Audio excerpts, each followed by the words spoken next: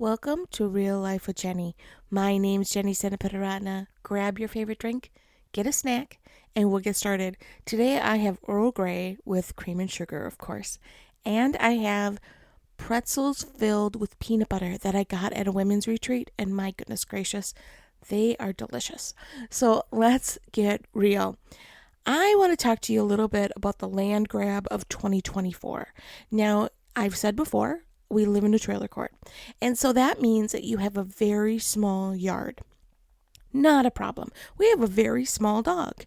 It's okay. No one else plays in the yard except for our neighbors, but I'll get to that in a minute. So we have a neighbor next to us that we've had for 4 years probably, and he is a little more aggressive in what I would call the land grab. And so he has mowed his yard way over. So maybe we have 10 feet of yard. I would think that's maybe an exaggeration, but let's just say we have 10 feet of yard. And he mows about 5 of those feet. In fact, he has landscaped about 5+ feet into our yard right behind. I mean, it is like, it's obviously in our yard. Dug things up, put rocks out, put hostas out, made decorations, fully taken on our yard, which, isn't that big of a deal, except that we do have a little dog who likes to play in the yard and do other things, and that just makes his yard really, really small.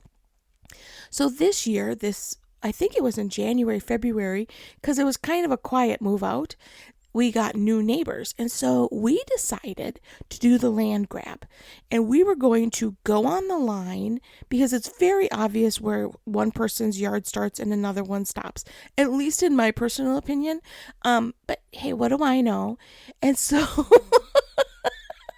so we mowed our yard, like the whole thing for the first time in 4 or 5 years. And so I'm like, look at this. We've claimed our yard back. And then they mowed and claimed their yard back, which was the 5 feet into our yard. And so it's just become like this kind of back and forth thing that I'm not going to fight them. If they really want our yard, it's fine. They're in our yard anyway, because our neighbors on either side are kind of related to one another, I think, or they used to be. Now maybe they're just great friends. And so our yard is the playground between the two where you can hide and run, and they're constantly in our yard. In fact, I'm pretty sure that the front of our home, they're not sure that's actually ours because they spend a lot of time, like whenever they have a party, people will set up chairs like right in front of our windows. We're just kind of the playground of the trailer park, I guess. I don't know. Now, why am I talking about this? Well, really, I don't know, except that it sometimes bothers me, and I would never say anything about it.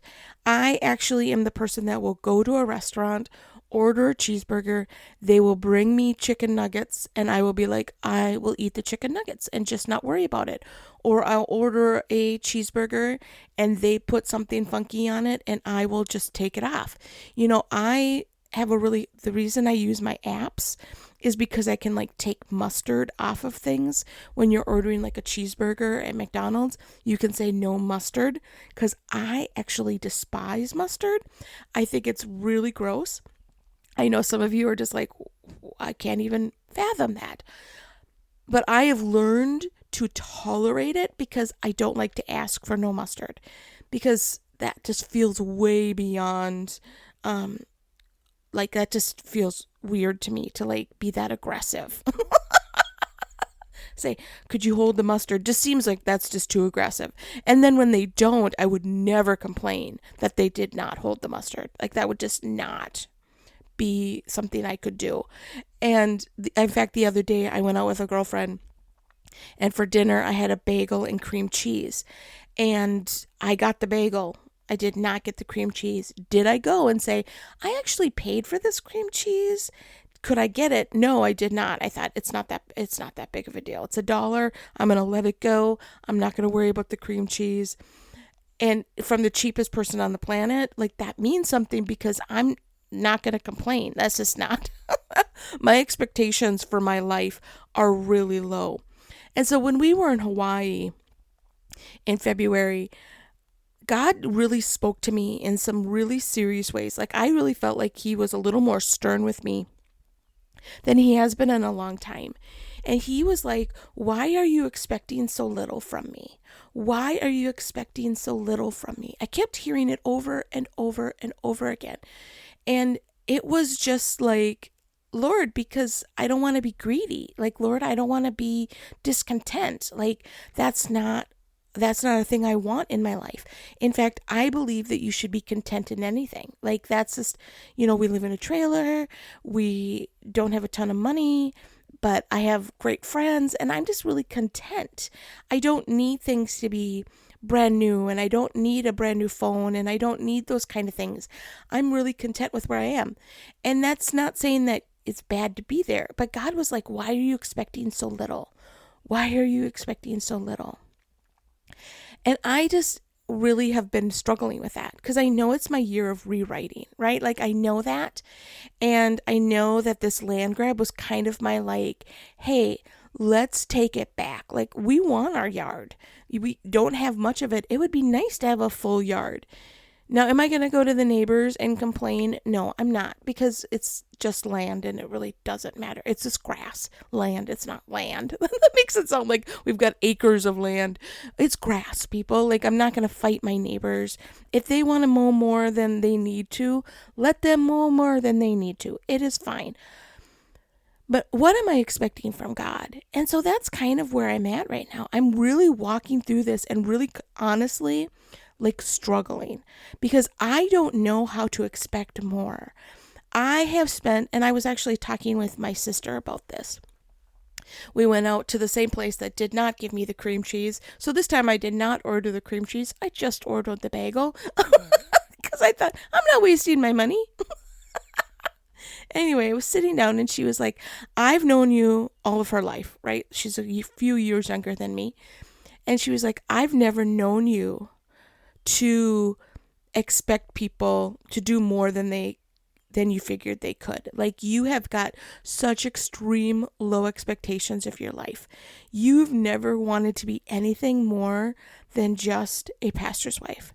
And not that there's anything about just being a pastor's wife, because it is hard and it is rough. And if that's where God has called you, that is a really hard calling. But I have never expected anything more. I never expected God to give me children. I never expected God to give me a career. Like, I never expected to be able to do anything for God. I expected that God would use my husband and never use me. Like, I just have never expected a lot out of my life.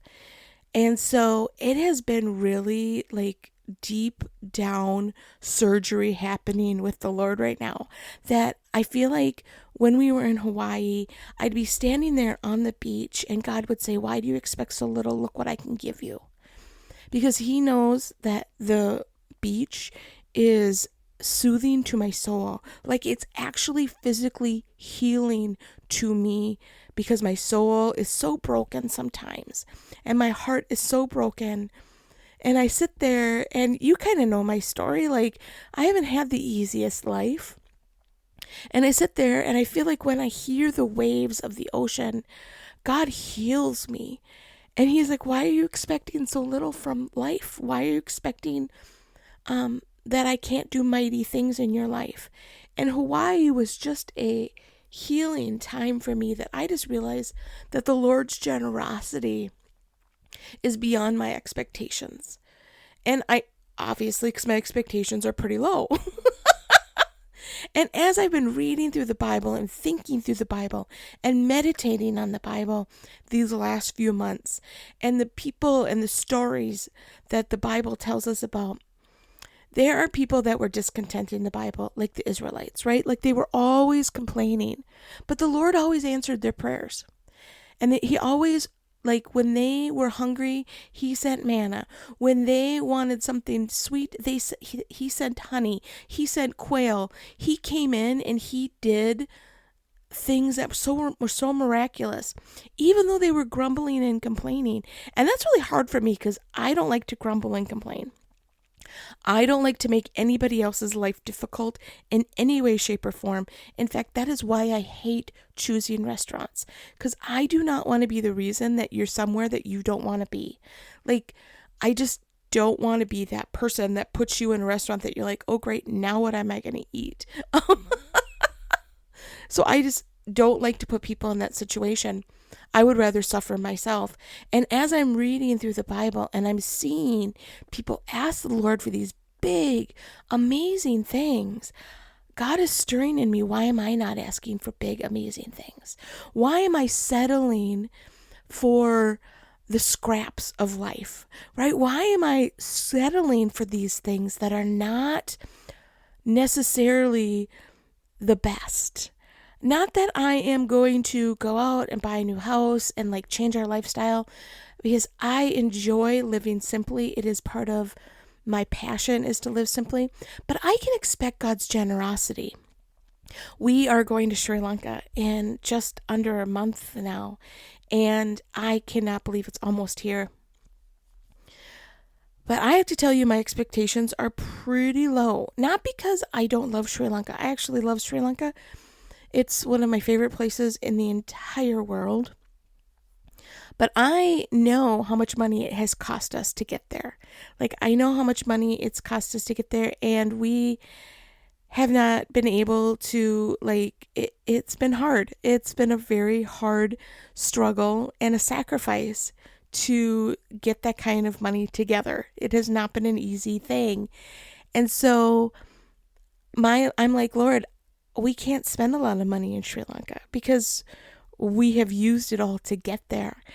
And I feel like the Lord is saying, but Jenny, I'm bigger than that. I can be generous and I can work a miracle. And I'm struggling with that, guys. I really am. I'm really struggling with, like, I know the Lord can work a miracle in your life, and I know he can provide in your life. But my expectation is I can work really hard and it can happen. And God's trying to teach me that he can do it. And that's a hard place to be. That is a struggle for me. And I just wanted to come on and be completely honest and say, in this rewrite of 2024 that's happening for me, it has not been easy, because I am constantly being reminded by the Lord, hey, I can work a miracle, and I know that I am looking to him and I am snuggling into him, is what I say. Like, Lord, I am not feeling these emotions that are appropriate, because I'm feeling fear and I'm feeling a little bit of discontentment. And I'm learning that discontentment is not against what God has for my life. There is a godly discontentment happening in my life. And that seems like the most weird thing for me to be saying, because I normally just go with the flow. Like, I'm not gonna, whatever happens, happens. It's gonna be okay. No big deal. Like, I really am very laid back in life when it comes to that kind of stuff. And God is causing a discontentment and saying, Jenny, this is not enough. You need to be expecting more. You need to be coming after me more. And so I just want to encourage you that if there's a discontentment in your life and there's something that you're feeling like, this is really irritates me, this is really frustrating, I have brought it to the Lord and said, Lord, is this you or is this me? Like, am I just being grumpy and going, everything is yucky in my life and really it's not? Or is this you going, why are you settling for this? Why are you settling for half of what I can give you? And I believe that's what he's doing in my life right now. That the things I'm discontented with and the things I'm frustrated with, he's like, I've got bigger things for you. I have a bigger plan for your ministry. I have a bigger plan for your finances. I have a bigger plan for your relationships. And I just want to encourage you that maybe that's what God's bringing you right now. Maybe God is causing a little bit of discontentment in your life, saying, hey, quit settling for second best. Come after what I can give you. And I've quoted that scripture verse so many times, that God will give according to his riches and his glory. And I've said that for you. I've prayed that over a lot of you. I've prayed that over my own life, but I don't believe it. I don't believe in action. How about that? I don't believe in action that God will give according to his riches and glory. I don't live that way. I don't go somewhere and not buy the generic brand.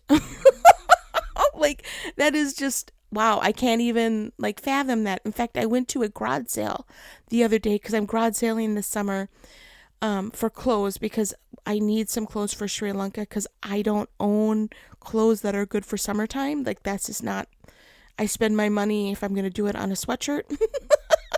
Because when you're in Minnesota, you're cold. That's just the way things are. So I'm garage sailing and I saw this puzzle and it was $5. And I was like, I love this puzzle. It is amazing. But I had told myself I wasn't going to buy a puzzle for over $3. And if you know how much puzzles are, you know that they're $20 minimum most of the time. And it was just like a God moment when he was like, Jenny, trust me to give you better things. The puzzles at the Dollar Tree are not as good as the puzzles at Hobby Lobby, Jenny. Why are you constantly going after the Dollar Tree things and not expecting better things from me? And that is my challenge to you, is, are you expecting less than what God really wants to give you? I know I am, and I'm working on it. And we'll probably talk about this again, because I'm not anywhere near where I should be with this. But I want you to look at your life and say, am I discontent because God is making me discontent, or because I'm grumbling? Like, have that discussion with him. But also, let's be asking God for bigger things. Let's be going after bigger things. Let's be making bigger expectations. In fact, last night I wrote some stuff down and I said, Lord, this is what I'm expecting from you. As I'm beginning to speak and do more and more women's events and doing those kind of things, I am making an expectation of, Lord, this is what I'm expecting to get paid. Lord, this is what I'm expecting for you to do, how many I want to do a year, and asking, Lord, for bigger things than I actually think I deserve. Ooh, asking for bigger things than I really think I deserve. Are you willing to go there? Are you willing to ask the Lord for bigger things than you think you deserve? Well, that's all I have for you this week. I hope that you're learning from me and knowing that obviously I don't have everything together, but that you will ask for bigger things than you think you deserve. That the Lord will heap blessings on you as we ask. Even when we don't ask, I know he does it for me. He gives me things that I don't know, I haven't even asked for, because he's so gracious and loving, and I know he could do that for you too. You can find me on Real Life with Jenny on Be Real, Facebook, and on Instagram. You can also find me at christconnection.cc/Jen, as my website is still getting built, and I've got great expectations for that. Just reach out this week. If you need some prayer, I would be honored to pray for you and pray through whatever expectations that you maybe need to set with the Lord, and say, Lord, I'm going to expect more from you this week. I am going to expect you to do mighty things. I'm going to expect you to stretch my money. I'm going to expect for miracles to be happening in relationships, miracles happening in my kids, in my health, and expect God to do bigger things in your life. And let's see what he's going to do as I begin to rewrite 2024 and those expectations in my life. And maybe you could too. Have a great week.